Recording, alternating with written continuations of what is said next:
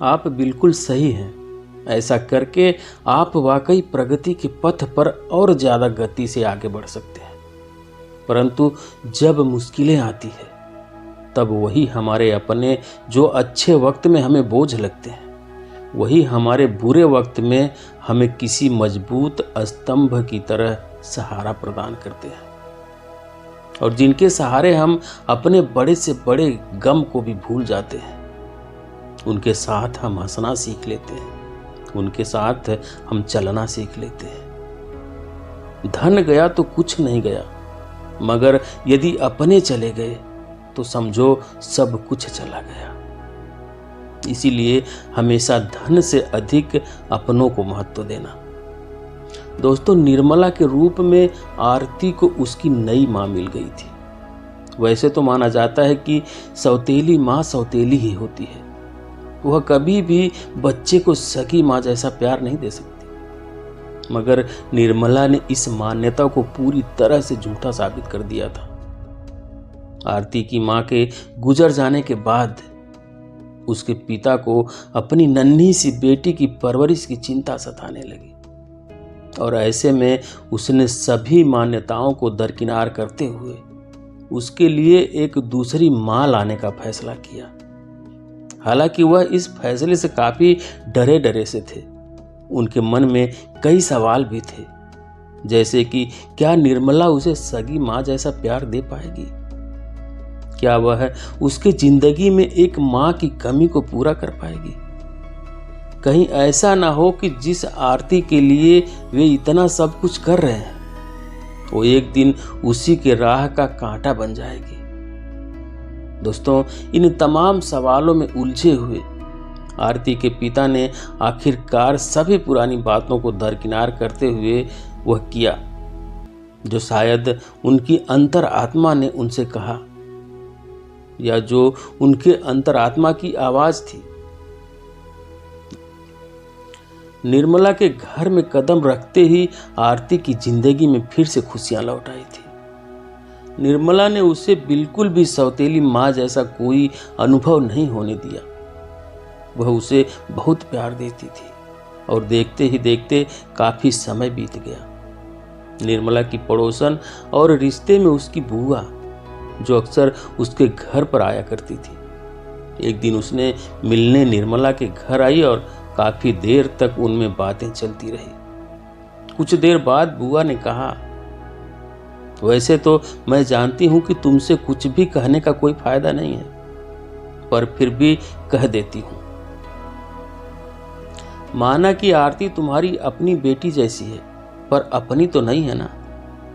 मेरी मान, और कम से कम एक अपनी संतान तो दुनिया में ला।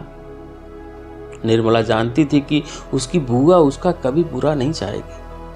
आखिर उसे इतने बड़े घर में बहू बनाकर लाने वाली उसकी बुआ ही थी। शाम को पति के घर लौटते ही निर्मला बच्चे की जिद पर अड़ गई।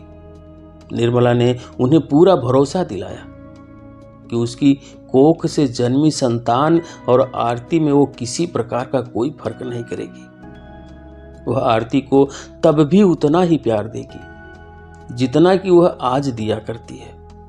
आरती के पिता के लाख समझाने पर भी वह नहीं मानी और उसने खाना पीना भी छोड़ दिया। आखिरकार आरती के पिता को निर्मला के जिद के आगे झुकना पड़ा। कुछ ही दिनों में घर के आंगन में नन्ही सी किलकारियां गूंज उठी। आरती को उसका भाई मिल गया था। भाई को पाकर आरती बहुत खुश थी। दोनों का सारा दिन साथ ही बीतने लगा। वह दिन भर एक दूसरे के साथ खेला करते थे, और देखते ही देखते दोनों बच्चे बड़े होने लगे। तभी एक दिन अकस्मात आरती के पिता का देहांत हो गया। हालांकि वे अपने पीछे काफी सारी दौलत छोड़ गए थे। ऐसे में उनके जाने के बाद भी पैसों की कोई दिक्कत उन्हें नहीं हुई। सब कुछ ठीक चल रहा था कि तभी एक दिन निर्मला की बुआ ने एक बार फिर उसके मन में जहर घोलने की कोशिश की। उसने कहा, मुझे लगता है तुम्हें जल्द से जल्द आरती की शादी कर देनी चाहिए। लेकिन निर्मला ने बुआ की बातों का जवाब देते हुए कहा कि बुआ जी, अभी तो आरती बहुत छोटी है, अभी तो उसके खेलने कूदने की उम्र है। इतनी छोटी सी उम्र में उसकी शादी करना ठीक नहीं होगा। तब उसकी बुआ बोली, तुम्हारा सोचना बिल्कुल सही है, तुम्हारा सोचना बिल्कुल सही है। असल में तुम बहुत भोली हो, परंतु तुम नहीं जानती कि जमाना कितनी तेजी से बदल रहा है। तुम्हारा पति भी अब इस दुनिया में नहीं रहा, और तुम यह क्यों भूल जाती हो कि तुम्हारा एक बेटा भी है, जिसका तुम ही एकमात्र सहारा हो। अगर तुमने आरती की शादी शीघ्र नहीं की तो आगे चलकर इसके लिए बहुत दान दहेज की आवश्यकता पड़ेगी। तब तुम क्या करोगी?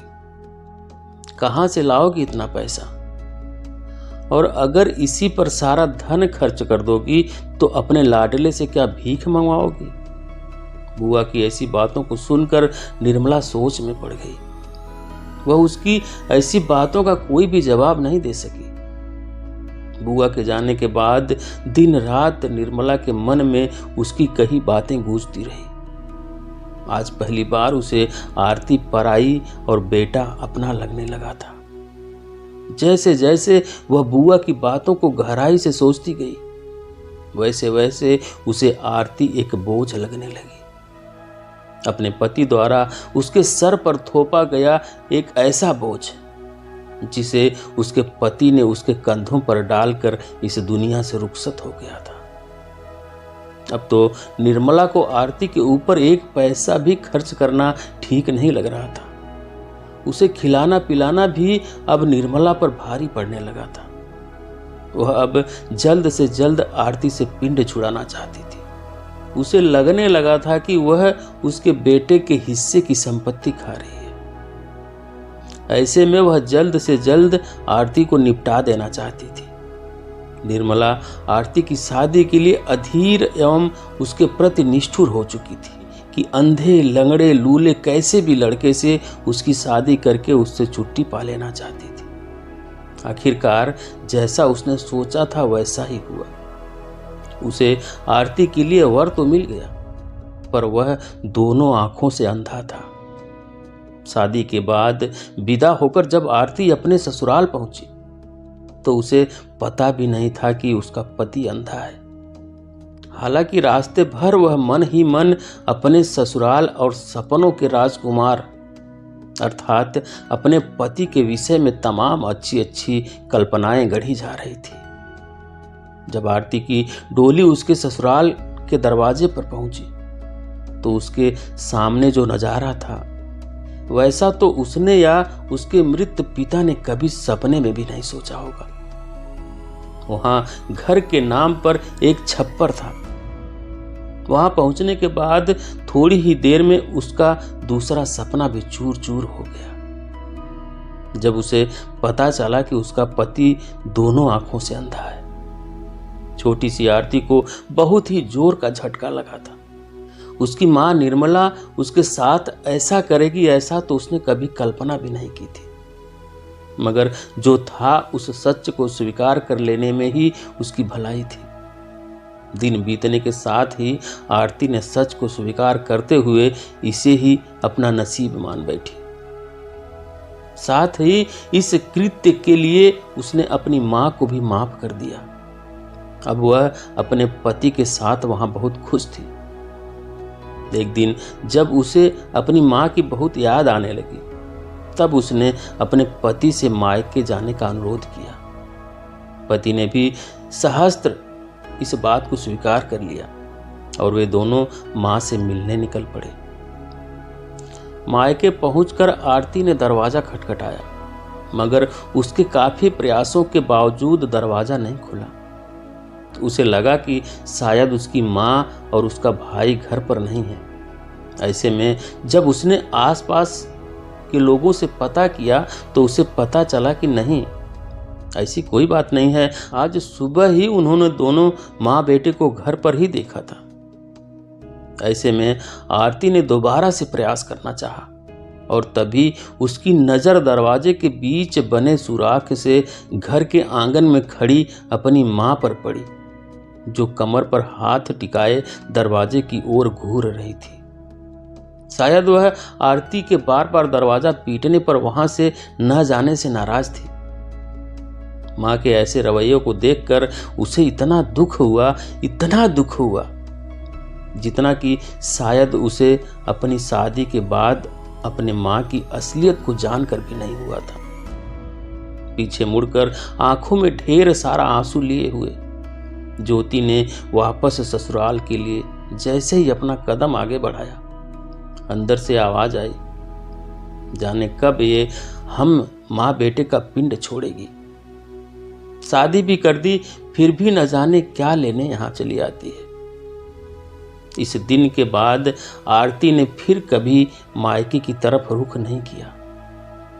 वैसे आरती का अंधा पति बांसुरी काफी अच्छा बजाता था। उसकी बांसुरी की धुन से मंत्रमुग्ध होकर लोग उसे पैसे भी देते थे, परंतु इतने कम पैसों से उसके घर का गुजारा बहुत मुश्किल से हो पाता था। एक दिन जब राजा उधर से गुजर रहे थे, तभी आरती के पति के बांसुरी की आवाज ने मानो उनके कदमों को जकड़ सा लिया हो। वह उस मनमोहक बांसुरी की धुन को बस सुनते रहे। जब बांसुरी की आवाज उनके कानों तक आना बंद हो गई, तब उन्होंने उस बांसुरी बजाने वाले के बारे में पता लगाने को कहा। अगले दिन जब आरती अपने पति के साथ दरबार में पहुंची, तो आरती के अंधे पति की कला के लिए राजा ने उसे खूब सराहा और उसे अपने दरबार में स्थान भी दे दिया। इस घटना से अचानक आरती की स्थिति में बहुत बड़ा उलटफेर हुआ। वह फर्श से अर्श पर पहुंच गई थी, जहां खाने के लिए घर में एक दाना तक बड़ी मुश्किल से उन्हें नसीब होता था। आज वहीं उसे नौकर चाकर, धन दौलत सब कुछ मिल गया था।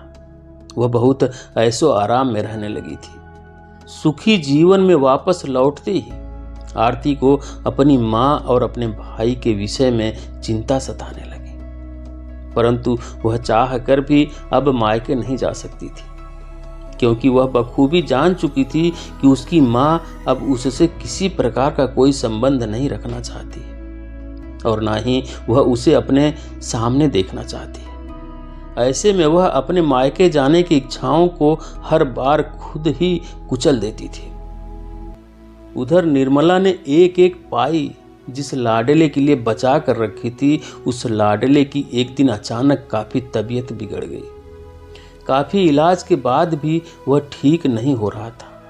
तभी पता चला कि उसका लाडला क्षय रोग से ग्रस्त है। यह सुनते ही निर्मला के पांव तले जमीन खिसक गई।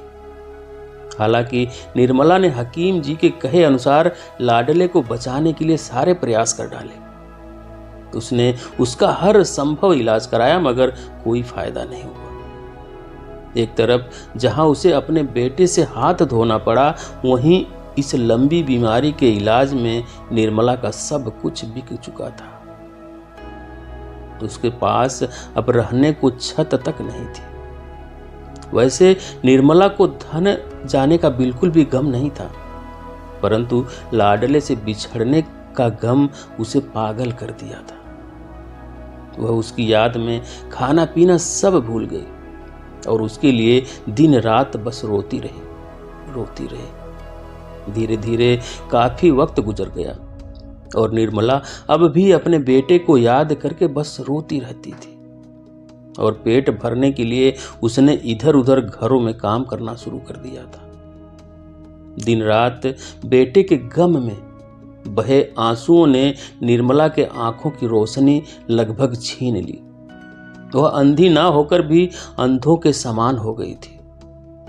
साफ दिखाई न देने की वजह से लोगों ने उससे अपने घर का काम करवाना भी बंद कर दिया था। अब तो निर्मला के सामने बहुत मुश्किल आ खड़ी हुई थी। पेट की आग को बुझाने के लिए उसके पास कोई विकल्प नहीं था। एक दिन भटकते भटकते निर्मला एक चरवाहे के पास जा पहुंची और उस चरवाहे को उसके हाल पर बहुत तरस आया। उसने उसे खेतों से घास लाने का काम दिया और बदले में उसने उसे 2 वक्त का खाना देने का वादा किया। एक दिन जब निर्मला घास के गट्ठर को सर पर उठाए साथ गई बाकी औरतों के साथ खेतों से वापस आ रही थी, तभी रास्ते में आरती का घर पड़ा। कुछ भी देखने में लगभग असमर्थ निर्मला ने घर के बाहर खेल रहे आरती के बेटे से टकरा गई और उसके साथ साथ घास का गट्ठर भी बच्चे के ऊपर गिर पड़ा, जिसके कारण बच्चे को बहुत चोट आ गई। ऐसे में घर के बाहर खड़े आरती के नौकरों ने निर्मला को बहुत बुरा भला कहने लगे। शोर सुनकर आरती घर के बाहर निकली और सामने वह निर्मला को देखकर चकित रह गई। इतने दिनों तक दूर रहने के बाद भी वह अपनी मां को नहीं भूल सकी थी। मां को सामने पाते ही उसने नौकरों से शांत रहने और वहां से चले जाने को कहा। आरती की आवाज को निर्मला पहचान गई और उसकी आंखों से टप टप आंसू गिरने लगे। तब तक आरती निर्मला के पास पहुंच चुकी थी और उसने अपनी मां के आंसू पोंछते हुए अपने बेटे से निर्मला को मिलवाया। बेटा भी नानी को पाकर बहुत खुश हुआ। आरती निर्मला को घर के अंदर ले आई और उसे नहलाने धुलाने के बाद अच्छा भोजन उसे खाने को दिया। थोड़ी देर बाद निर्मला सर झुकाकर वहां से बाहर निकलने लगी। तभी आरती ने उसका हाथ थाम लिया और बोली, कहाँ जा रही हो मां? अब यही तुम्हारा घर है। निर्मला उससे कुछ भी नहीं कह पा रही थी, बस उसकी आंखों से आंसुओं की धार बहे जा रही थी। आंसुओं की धार बहे जा रही थी। दोस्तों, इस कहानी से हमें यही सीख मिलती है कि हमारे अपने ही हमारे लिए सबसे बड़ा धन है। उनसे बड़ा धन इस संसार में दूसरा कोई नहीं है। उनके साथ रहने पर हम बड़े से बड़े दुख से भी उभर सकते हैं, जबकि उनके न रहने पर छोटे से छोटा गम भी हम पर भारी पड़ सकता है। सबसे बड़ा धन हमारे अपने हैं दोस्तों। अगर हमारे अपने हमारे साथ हैं तो हम जिंदगी की बड़ी से बड़ी कठिनाई को भी पार कर सकते हैं, जबकि अगर यही हमारे साथ न रहें तो सिर्फ धन के सहारे विपदाओं से निपटना शायद मुश्किल होगा। जिंदगी में सुख दुख का आना जाना लगा रहता है।